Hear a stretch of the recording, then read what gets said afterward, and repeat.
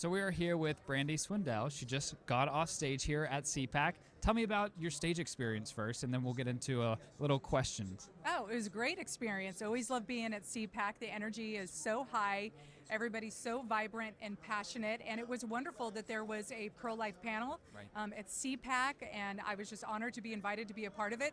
But it was really great. We really got the message out there that for these presidential elections in 2024, we shouldn't shy away from the issue of abortion, but we should lead the charge, and especially on exposing things like abortion abuse and making sure that candidates will vocalize condemning abortion abuse and that they will support legislation that makes abortion abuse a crime, that acknowledges that through the legal system. So it was a really great panel, really appreciated being on it, and I just love CPAC.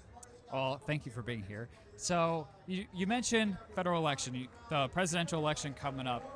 We know that abortion is a huge issue going into this election, with the Democrats, just beating the drum on it. And I think a lot of the GOP candidates don't really know how to navigate this issue. So first off, what is your message to the GOP candidates on how they can, reach out to mothers, reach out to the suburban moms about this issue going into the election? Sure, I think it's really important that candidates, especially within the GOP, are well informed and they have their talking points down and they know what they believe and why they believe it, because the radical abortion industry and radical pro-abortion candidates throw out a lot of really nasty attacks when it comes to the issue of abortion. Of course, things like if you're a pro-life candidate, you don't love women, you hate women, you want women to die in the streets, you're going to cause women to die of miscarriages and tubal pregnancies, which all of those things are lies. I can tell you, as a woman, to be pro-life is to be pro-woman. I can tell you that women deserve better than abortion. I can tell you that women facing unexpected pregnancies, the first thing that they consider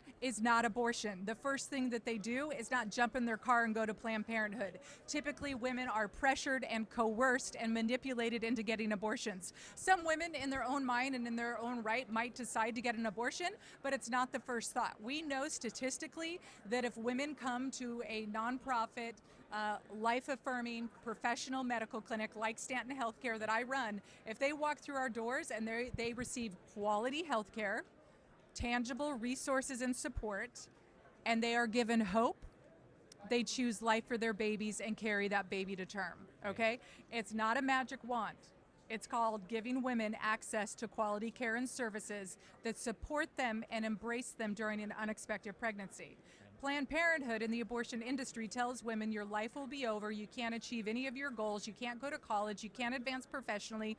Oh, you're in an abusive situation, well, let's get the abortion so your abuser can keep abusing you. Like, how about we give women a lifeline and say, we can give you a roadmap and give you support so that you can have this baby and embrace your goals. Right. How about that? Why is it that men can achieve their goals educationally and professionally and have children, but women have to wear the scarlet letter of shame when they're pregnant and run out and get an abortion? It's inherently sexist and biased. Yeah, and that's what I want to bring up is these lies that the leftists push regarding abortion. And you mentioned one of them, that if you go through with the pregnancy, your life's going to be a mess. You're never going to be successful. And the other one that we really hear constantly is my body, my choice. Can you debunk that right here for us? My body, my choice. Right. That's the big argument that you hear. Well, number one, it's a separate body. When you're pregnant, a woman has a separate human life in her body. It's just like science and biology, but I guess we're throwing science and biology out the door with like every other topic. Well, before you go on, I just want to say, how can they argue abortion when they don't even know what a woman is? Right.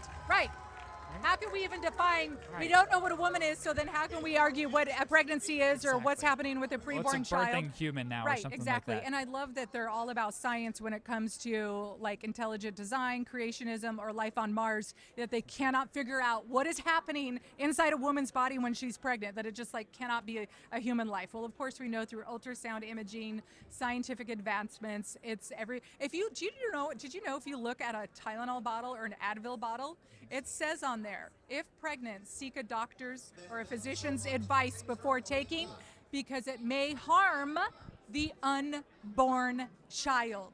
So what's that unborn child? Yeah, exactly. Child, not a clump of cells, not uterine content.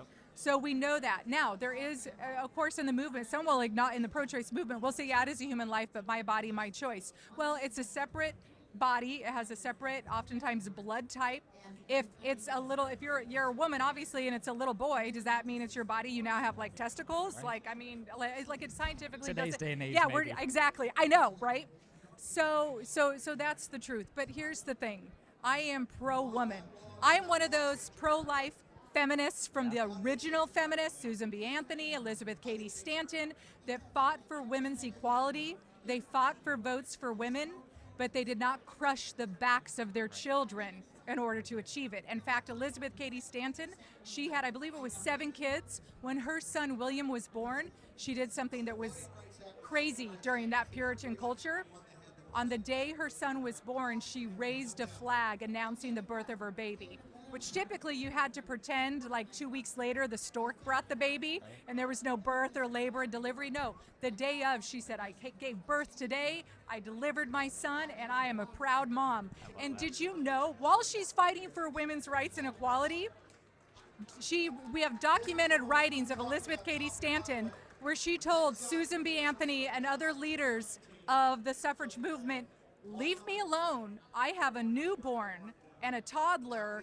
I'm not going to come out and speak for you. I'll send you my talks and you can deliver them, but leave me alone. I have more important things to tend to, and that's my baby and my children. So she made motherhood and what it is to be a woman the priority. So that's what we, as women and men, but as women, we need to say, my feminism, my empowerment does not rely on me crushing and standing on the backs of preborn children.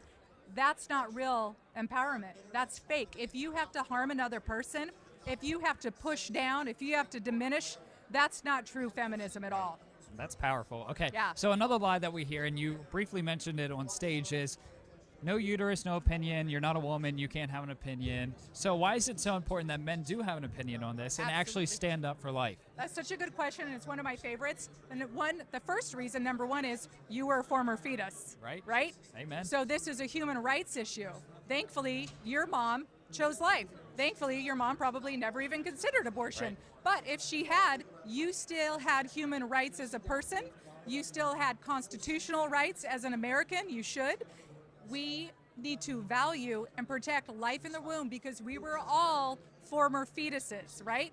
You and I both were born after the 1973 Roe v. Wade decision. Thankfully, that's been overturned, right, through Dobbs, which is amazing. So we're at a starting point here. But this is really critical. Men were former fetuses. Number two, men are called to be protectors. You should be protecting women, standing with women. I have found that abortion-loving men, the men who are out there supporting abortion, usually are creepy. They're creepy and evil. They are. Weird. We call it, my friend Brian Kemper calls it bro choice. It's like, think of like the creepiest guy with like a beer belly who just like sleeps with women all the time. He's like, I really love the abortion pill. I really love abortion on demand. Yeah, I bet you do, pal. What I really love is these guys that you talk about are out there at these rallies chanting, no uterus, no opinion. Yet they're still out there saying the exact same thing. You can Very have an opinion hypocritical. at a pro-choice rally if you're a pro-abortion male. Exactly. But if you're a man that's like, well, wait a second, I feel called to protect preborn children. I feel called to stand with women if they're facing an unexpected pregnancy.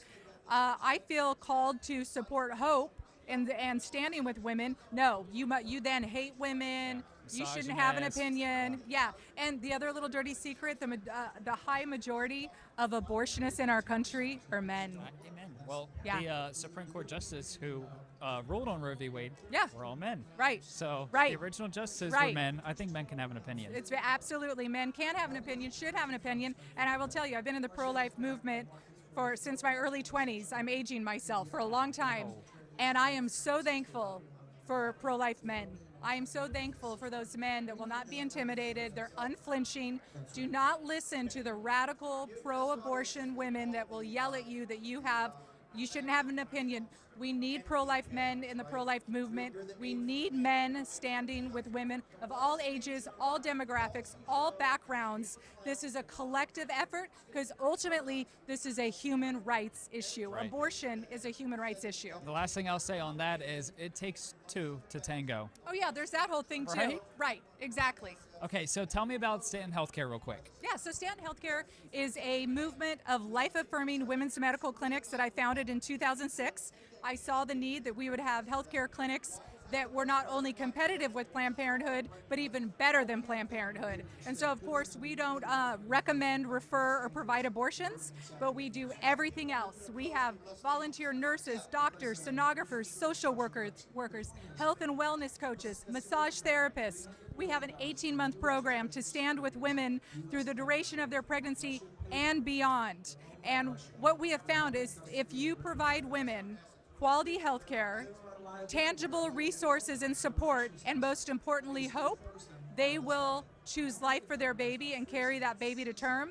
And what it does, we have found at our centers that we stop the cycle of substance abuse, we stop the cycle of domestic abuse if that's an issue, we stop the issues of socioeconomic challenges, because when a woman gets her life together for her child, it ends up saving the life of her child, but it transforms her life. Right. So what women need and deserve is not a quick fix like abortion. They deserve access to quality health care and resources and services that support them on their motherhood journey. And you'll never find that at Planned Parenthood or anything. No. Planned Parenthood is it's the largest chain of abortion clinics in the nation, and they use high-pressure tactics to sell abortion. They are an abortion business. If a woman goes to Planned Parenthood facing an unexpected pregnancy and isn't sure what she wants to do, she will be guided towards abortion. She's not going to find adoption information. She's not going to find parenting information. She isn't going to get counseling and advocate resources and support to help her make a decision where she can keep her baby and achieve her goals. They say they're pro-choice, but there is no choice once you walk into a Planned Parenthood. There is no choice. When there's a high majority of women, tens of millions of women that are pressured into unwanted forced abortions, it's abortion abuse is what it is. Or if you have people like AOC and Elizabeth Warren, who after Roe was overturned decided to turn their attacks on charity pregnancy centers like Stanton Healthcare, life-affirming medical clinics, they wanted to shut down AOC, the abortion industry, Elizabeth Warren, others. They want to shut down life-affirming clinics like Stanton Healthcare. So they're removing that second half of that choice that they're talking about. If you want to rid women of centers to support them in choosing life, then you're really only supporting one choice. They expose themselves all the time for the liars they are. I mean, they're not the brightest. No, they're not. Okay, so what's your final message before I let you go? And how can people follow you and support Stanton Healthcare and other pro-life centers? Absolutely. So follow me on Facebook, Instagram, Brandi Swindell, or Stanton Healthcare, Stanton International. We're launching our End Abortion Abuse campaign, and I really want to leave people with this, with the 2024 presidential election and with other candidates running on state and national levels. You need to put candidates' feet to the fire, and you need to ask them, will you support ending abortion abuse, number one? And number two, will you support federal legislation and state legislation that brings an end to abortion abuse by treating it as the crime that it actually is? So those are two really important things during this election season. All right, well, Brandi, thank you so much for being here, talking with me and being at CPAC, and keep up the good fight. All right, thanks, Coleton. Okay.